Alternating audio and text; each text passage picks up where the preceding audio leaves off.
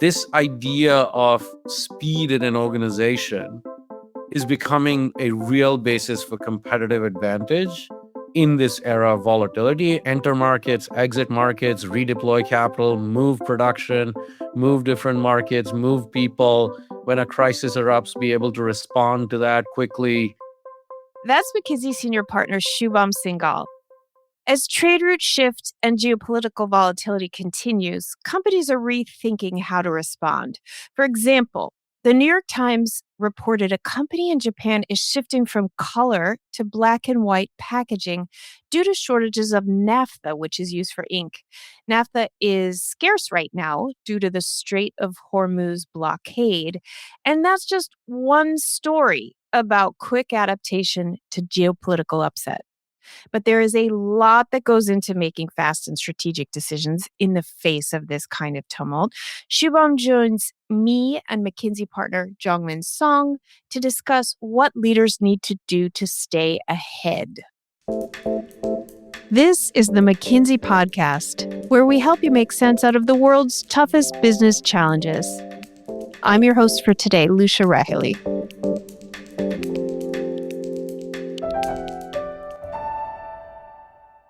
Yes, 2025 delivered a massive shock to trade. We saw the highest U.S. tariffs in generations, changing up trade dynamics, and perhaps most visibly pushing something like $165 billion in trade away from the U.S.-China corridor. And now in 2026, the disruptions have continued, including acute instability, let's say, in the Strait of Hormuz, which is, of course, a critical choke point for more than a fifth of the world's seaborne oil and gas trade. Nevertheless, I was super surprised to learn that trade continued to grow in 2026, despite what looked like a really turbulent year. Shubham, talk to us. What did the MGI research reveal about the status of global trade?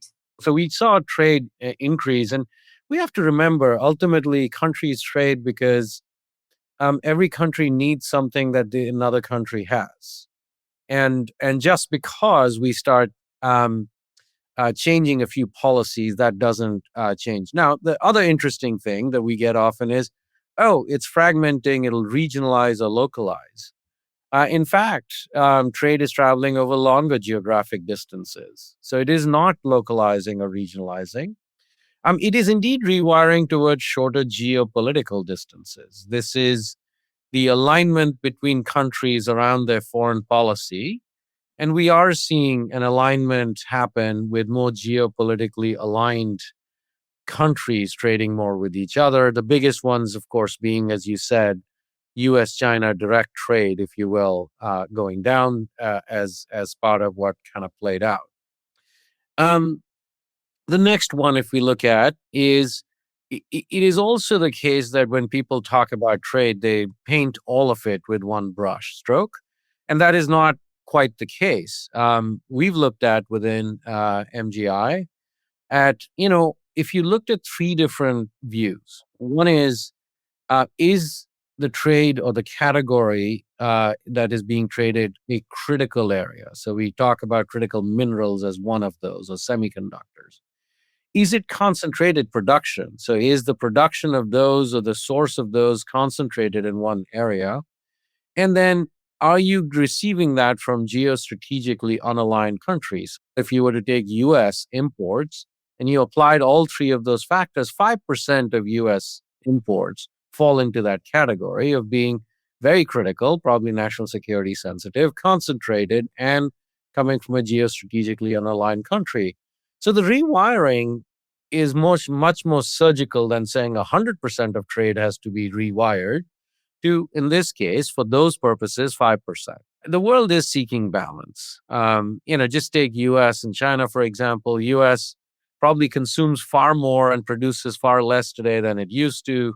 China, on the other hand, produces a lot, and domestic consumption is still not quite caught up. And, in all of the discussion that happened in the last year, the focus was on goods, and we understand that, but we should understand that the trade in services, in data, in intellectual property is quite significant. And we see those also continue to grow, but also reconfigure in terms of where those happen. Okay, super helpful, Shubham. At a high level, could you say something about the other primary challenges and risks that leaders are confronting in the throes of all this geopolitical flux? We see the interplay with domestic environmental, labor, and immigration policies. On the one hand, the desire to solve some of the climate change and other issues that we face. On the other hand, the recognition that, say, for example, energy security matters. And so, how do we think about that as a balancing force? Um, Import and export and capital controls, we see a lot of that play out, particularly in those concentrated arenas. We've seen the debate on semiconductors, we've seen that. And then currency movements and how those are managed clearly affect a lot in terms of trade. Now, as we all have become acutely aware, first with the Russia's invasion of Ukraine, and now the conflict in the Middle East, that the security environment fully and completely plays in. First and foremost, it plays in as countries look at the resilience of their national security and defense capabilities, and that leading to a lot of foreign investment restrictions, sanctions, embargoes, and the like. But you kind of see this actually playing out in AI and the debate on, what a transfer of technology would you allow or not allow? How should you think about IP diffusion?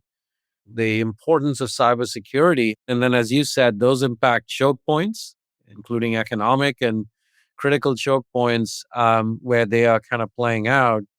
But you also see a lot of multilateral cooperation and alliances come about as part of this, because as conflicts happen, the alliances also shift around. And with them shift, the movement of not just defense technology, but other trade and other arenas of cooperation between major economies. So I think what we talked about in trade, and we'll talk more about, is in that broader frame. Jeongmin, I would love to bring you in here. Let's zero back in on trade specifically. Walk us through the forces that are doing the most, in your view, to reconfigure the trade landscape. Three really stand out, right? AI, China, and the rise of connecting economies. And let me talk through this one by one. So the overall size of AI-related trade is relatively moderate, but it accounted for about 1/3 of global trade growth in 2025.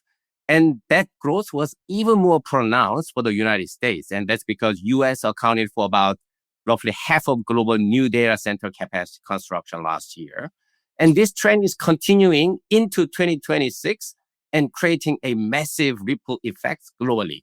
So for example, many Koreans are quite happy these days because its stock market rose by more than 70%, largely driven by two semiconductor companies. People in Taiwan are also happy because its GDP grew at around 14% in Q1. Again, driven largely by AI-related value chain. So AI is a first big factor. Second factor is China. The new China story is not just about made in China, but also about China inside. And that is because China is becoming the factory to the factories. So last year, despite very, very high tariff, China actually had a record high trade surplus. But if we break it down, China's exports, so exports of final consumption goods actually declined.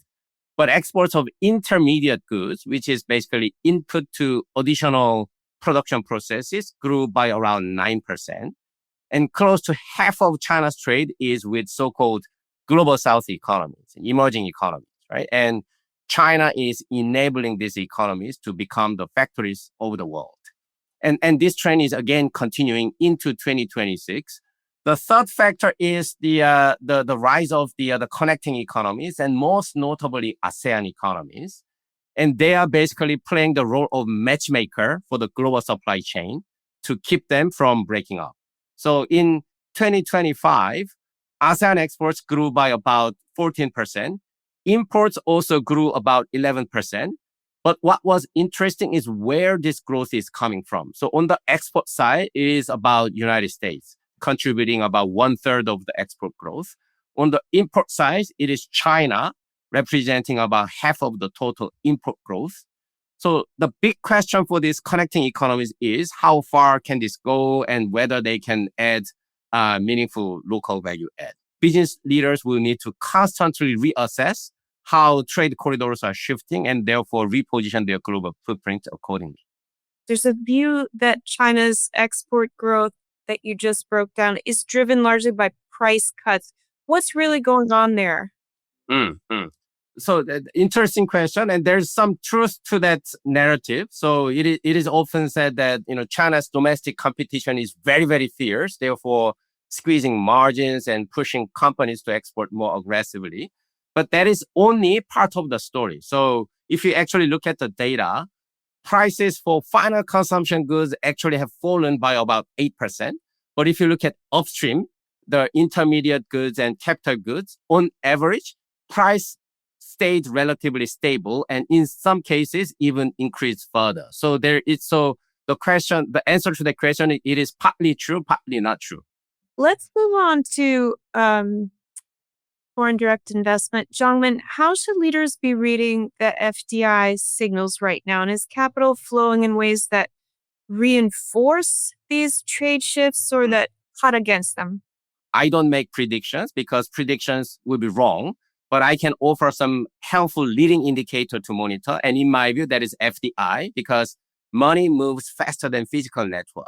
And we analyzed about 200,000 FDI announcement data. And what we found out was that the reconfiguration that we talked about along the geopolitical lines is happening faster than trade. And in fact, twice as fast as trade.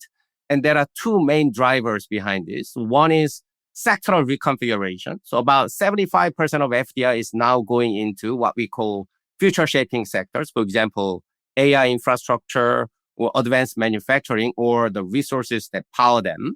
Second reconfiguration is geographic reconfiguration. Basically, US became the magnet of FDI. On the other hand, FDI into China actually declined by about 2/3. But China still maintains its level of outbound investment. Therefore, China still remains as a major outbound investor, right? So the implication for business leader is clear. So FDI can be a very credible forward-looking indicator. Therefore, use it to anticipate the potential changes early and also inform the decisions on manufacturing footprint and supply chain.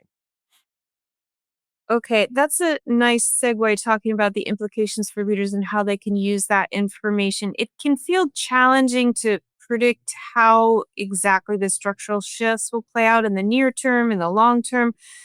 Practically speaking, what would you offer executives in terms of counsel here? Shubham, this one's for you.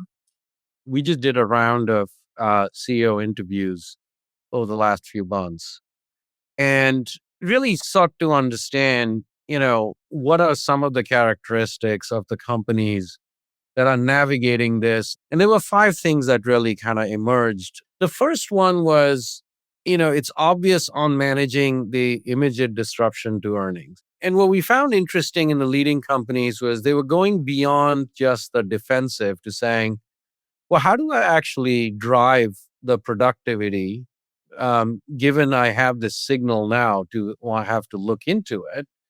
And what else can I question and improve? And then they went one further to say, if I manage to actually manage my economics better, there will be others in the industry who won't. And would those become available either to be acquired and or for me to be able to kind of, enter in and take share away from them? The second one, which I think to me at least was interesting, was these are folks who were actually thinking about capital deployment. They looked at, where across the different scenarios would we be making a fairly good bet? And where is the bet not that clear in terms of if the scenarios come out against us? Now, the operations one is obvious. Everyone's kind of thought about this and, how do you kind of manage global operations are more resilient? I'll give you an example. It's a very simple one. When US and Canada got into that tit for tat on tariffs, there were tariffs that Canada put on chocolates. And this company, what it did was, it was global. It basically started shipping chocolates from Europe to Canada and took the US production and shipped it elsewhere.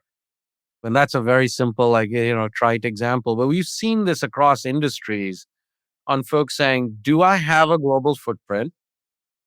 If I have global markets, I have global production.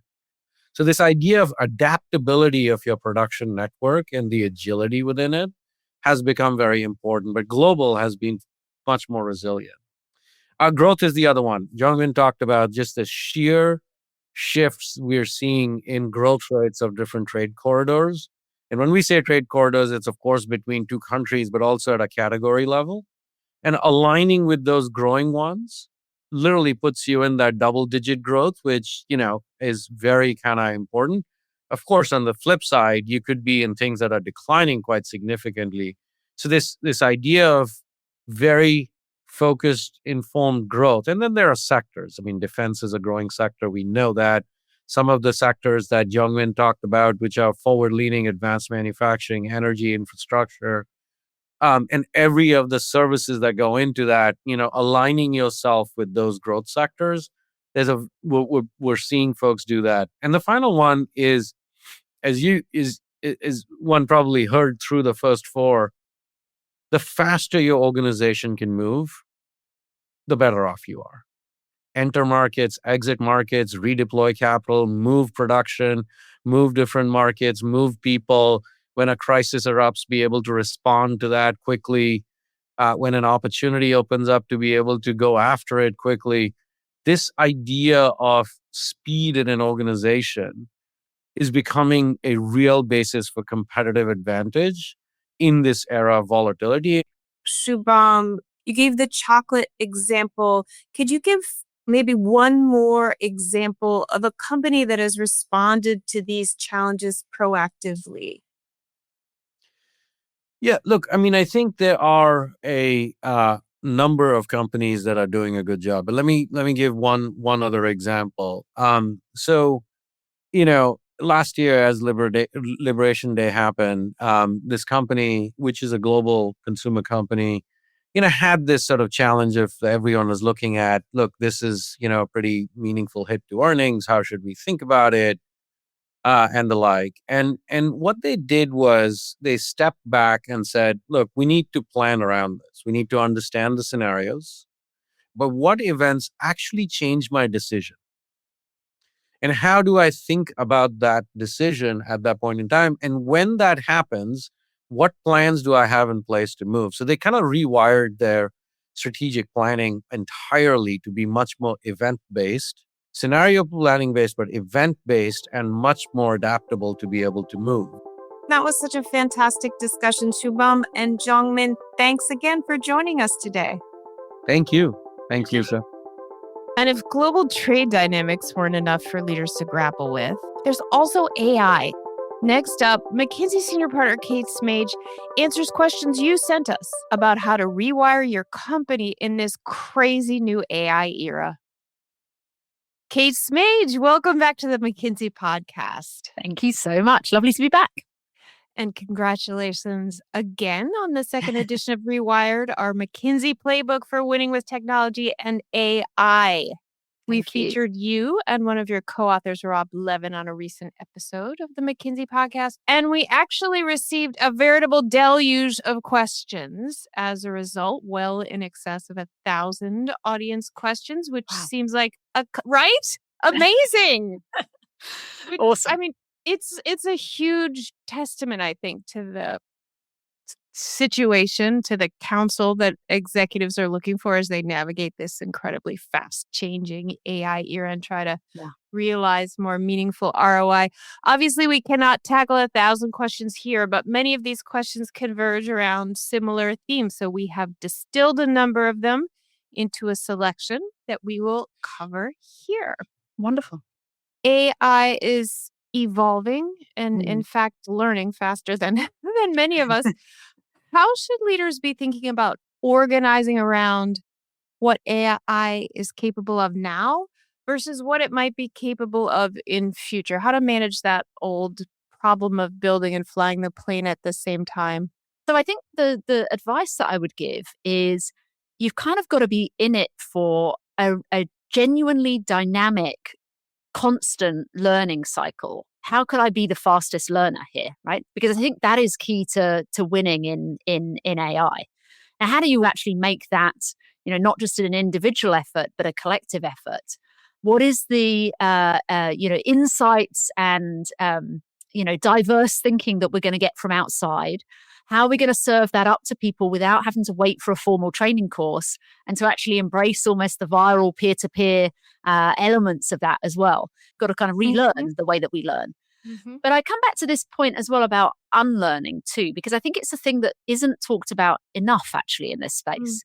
And with agentic in particular, one of the superpowers I think of execs right now is, can I almost release the paradigms, the orthodoxies of how I understand my business and say, well, what if that really were different? What if that end-to-end process had half the steps that it has today? What if agentic allowed me to break what I thought was fair market share and do something really outsized, really seismic in terms of the level of change? That's what allows you to reimagine. Yeah, I love that. And actually, it's kind of a nice segue to a question we got from a number of folks who were either CIOs or CIO equivalents in their organization. What's something that CIOs should consider when they're confronted with CEOs who are erring on the side of caution, maybe who are less prone to adopt this what if unlearning attitude, and who might want to take their time vis-a-vis AI transformation? Yeah, it's a great question. I mean, in some ways, you could argue that speed without trust will destroy value, right? But also trust without speed destroys relevance, right? And let me maybe say two things. Thing number one is, in all of the research that we've done across hundreds of transformations, we have not found a singular, highly successful transformation that did not have not just the buy-in, but the real genuine, hands-on leadership of the CEO, right? There's reluctant business leaders in the organization, maybe, but if you've got a reluctant CEO, this is going to be really tough, really tough. And so in that situation, I think it becomes really important to help them understand why and how this is actually going to help you to drive business value, right? The second thing I would say is, for the broader kind of leadership cohort, you got to talk their language, which is, how is this going to drive my business performance? Whether that's getting to a structurally different unit cost, whether it's getting to, outsized market share or revenue share gains, whether it's, EBITDA uplift, maybe it's even operational outcomes, right? And talking their language of, this is what I want to be able to help you to do. Now we're going to use technology to do that, but really it's about business change. From your point of view, are we overestimating AI's ability to drive EBITDA in certain sectors? There are enough proof points now to say the money is absolutely there. And, in the latest edition of the book, we took the cohort of the 20 most economically successful companies with AI. And the average, right, not the top, but the average EBITDA uplift in that group is 20%, right, from the initiatives they do.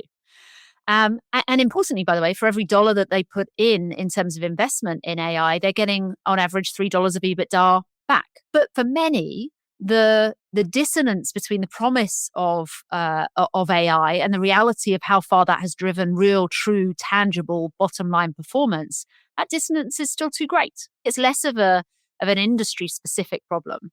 It's actually much more almost at the heart of your question of are we overestimating AI's ability to drive this? Possibly, because it isn't the technology. AI transformation is at its heart a people transformation to get to differential outcomes. Okay, we had some questions on right now what leaders should be looking at as, say, top 3 KPIs for measuring the impact of AI. I always come back to, well, what are you trying to get out of it, right? Which is why you go back to this domain level change and what outcomes you're trying to drive. Because for some organizations, the key metric will be an EBITDA metric, for example, a financial metric. For others, it might be, yield or throughput. If you're in heavy industries, for example, actually it's about, how much yield you can, or agriculture, how much yield can I actually produce? In others, it might be customers. I want to raise my NPS here. I'm trying to get to a differential customer outcome, and I'm using AI to engage more deeply, more, systematically with my customers. And my metric, therefore, is NPS, for example. And I think, one of the mistakes that a lot of companies make is they think that there is sort of one Uber metric, and that metric is the same no matter what they're trying to do, as opposed to really thinking hard about what are the outcomes and key results that I'm trying to drive for this particular thing that I'm doing. One of the other metrics that gets a lot of heat sometimes is, of course, adoption as well. But it can't be the only metric, because even if I have everybody adopting a tool, that still doesn't mean that I've created value from it. I think you have to be careful with a bunch of these metrics. Make sure it's anchored on something that is going to drive genuine outcomes. We had several questions about where else you see leaders looking to AI to drive benefits beyond growth and beyond productivity. Any ideas there beyond these kind of efficiency benefits? I think actually a lot of what I'm seeing with super users, a lot of that actually is now coming down to AI is being used for human outperformance, to really reshape the way that work is done so that it is done better, not just faster and cheaper. It's quite an important way of thinking about this. Fantastic. Kate Smaje, thanks again for joining us. Always a pleasure. Thank you so much. Thanks so much for listening to the McKinsey podcast. I'm Lucia Rahilly. And I'm Roberta Fasaro. Find us on McKinsey.com. We'll have a transcript of this episode up shortly. And if you have any questions based on this episode, please email them to us at the McKinsey@McKinsey.com. If you enjoyed the show, we'd love for you to leave a rating and a review. We'll see you next time.